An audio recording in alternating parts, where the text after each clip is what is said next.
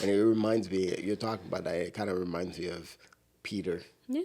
Peter was always like the first to be like, Lord, Listen. I will die for you. Lord, I'm ready to die with you right now. And then Jesus was like, yo, slow your roll. He was overprotective. Jesus was like, slow your roll. Check yourself because you're about to deny me 3 times. Yeah. He's like, nah, I'd never do that. And Jesus was like, all right, we'll find out. And what happened? A rooster crowed and denied Jesus 3 times. These things are necessary. Yeah. Those little moments where God is revealing to us, like where we fall short and like how we're weak. It's good because pride can sneak up on us. One of the biggest things Oh we my Lord. fight with on a daily Oh basis. my God.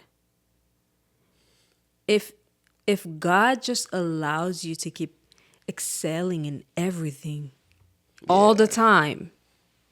You'd have no need for him. Ugh. You'd have no need for him. You know, you would think at that point you're God at this point because there's Listen, no failure. you'll get into your own head. You'll get into your own head and you'll oh, start thinking. do we like to get into our own head? It makes us feel good. I mean, Arrogance, bro. then we start looking down on other people like, okay, we start coughing on people like, psh. All right, not you talking. I'm this, I'm that, you know? But God has to keep us humble.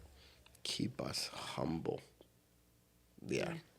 And That's a good thing. and I listen, at this point I'm like, you know, Lord, do what you gotta do in me. Do what you gotta do in me. Because I'd rather, you know, like you work in me and show me the areas that I need to work on than for me to think that I'm good. I'm good with the Lord. And then for him to show up and be like, I don't know you.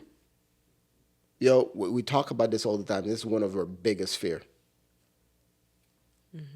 One of our biggest fear when it says in the Bible, some will claim that I have, you know, prophesy in your name. I've done miracles in your name. I've done this in your name. I've done that in your name.